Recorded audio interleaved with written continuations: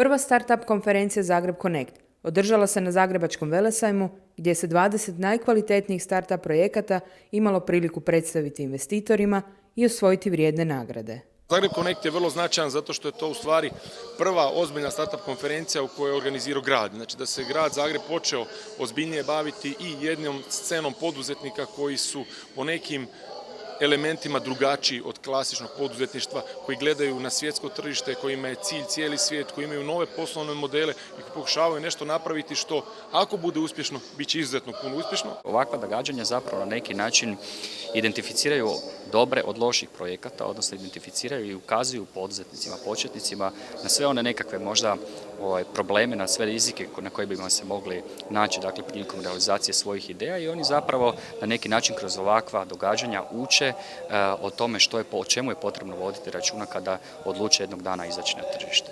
No što je uopće startup? I kako znati imate li startup vrijedan predstavljanja investitorima? Startup is a company that wants to scale rapidly. So it's a newly founded company, but not one where I build the first factory today and then I build another factory in 5 years and another in 10 years, but I do something that can scale and reach 1 million or 2 million or 10 million or 100 million customers really quickly, which I think is the basis for the entire startup hype or the startup boom that we've had, is that through the internet and through apps, you can build an app, 10 people use it, and a week later 10 million people can use it, and it's actually no problem to scale it. Mnogi ljudi u startup svijetu svoju ideju kriju.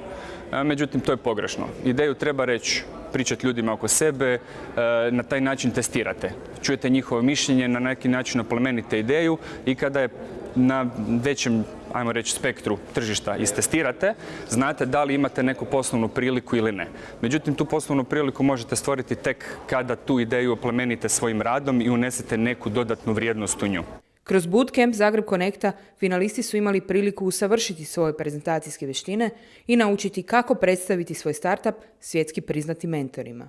Za neko ko radi ovakav posao o kojem govorimo, izuzetno bitno uvijek vježbati svoju prezentaciju. Znači ono što je prvo da bi se izdigli između mnoštva tvrtki sličnog profila u cijelome svijetu, jer njihova konkurencija nije Zagreb, nije Hrvatska, njihova konkurencija je cijeli svijet.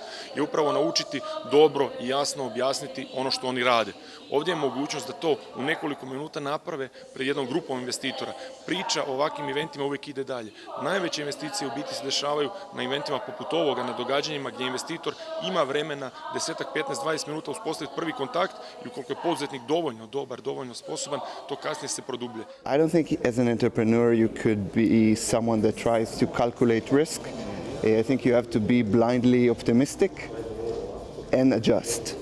If you would look for the risk on any project, on any idea that you would do, most of the chances, most of the time, it would mean that there's no way it's going to work. You just have to ignore it and go for it and do the best that you can. Cilj Zagreb Connecta bio je učiniti startup zajednice iz Zagreba i šire regije prepoznatljivim u očima investitora i poslovnih anđela. Jedan od glavnih zadataka nam je u HAMAG BICRO jest potaknuti start-up i scenu u Hrvatskoj, poduzetnike, početnike. I zapravo većinu mjera koje smo novi poduzimali u proteklih nekoliko godina jesu išle u smjeru da se pomogne onima koji imaju dobre ideje, kvalitetne projekte, da osnuju svoje poduzeće i da što lakše mogu na neki način ući na tržište. Izuzetno je važna povezanost institucija. Koliko budemo simultano vodili svaki svoju priču, dakle Grad Zagreb posebno, HAMAG BICRO posebno, start-up zajednica i poslovni anđeli posebno, zapravo nema te sinergije. Povezujući sve te faktore, na neki način ćemo dovesti do stvaranja jačih veza i taj efekt zajedničkog djelovanja i suradnje će biti daleko, daleko jači. Konferencija je postigla izniman uspjeh, okupivši preko 400 sudionika, međunarodnih investitora i start-upova.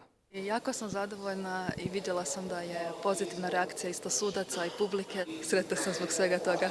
Nadam se daljim kontaktima sa investitorima i nadam se da će se Body Recog, znači moj proizvod, da će dalje biti prepoznatljiviji u Hrvatskoj, ali također i u svijetu. I pogotovo zato što sam dobila prije 2 tjedna nagradu International Invention of the Year Award na Britanskom sajmu inovacija. Ta nagrada mi stvarno sada otvara vrata. Dobitnik prve nagrade Zagreb Connecta je Mesh Me aplikacija koja omogućava snimanje videa sa trodimenzionalnim likovima. Moram priznati da je stvarno super osjećaj, pogotovo na prvom Zagreb Connectu u našem rodnom gradu dobiti ovakvu nagradu. Stekli smo neke kontakte koji će nas povezati s nekim ljudima u biznisu koji je nama bitan.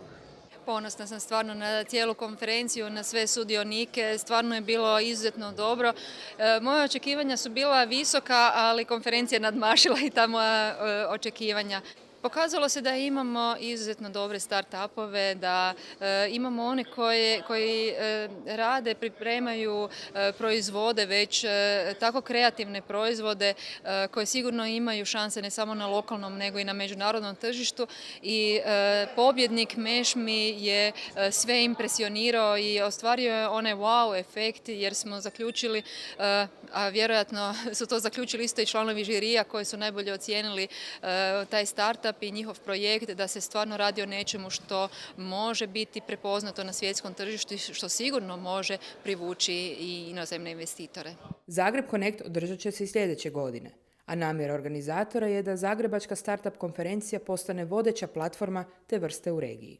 Zagreb Connect, posebno nakon ovog prvog Zagreb Connecta koji je ostvario ovako lijepi uspjeh, sigurno treba ići dalje i ohrabrenje smo dobili i od naših panelista, poduzetnika koji su upravo naglasili koliko je važno za stvaranje poticajnog ekosustava, stvaranje ovakvih događaja i kontinuirani rad na njima. Upravo to kada stalno postoji neki moving, neki događaj, to ohrabruje poduzetnike da uđu u taj svijet poduzetništva i da vide nadu i priliku za uspjeh.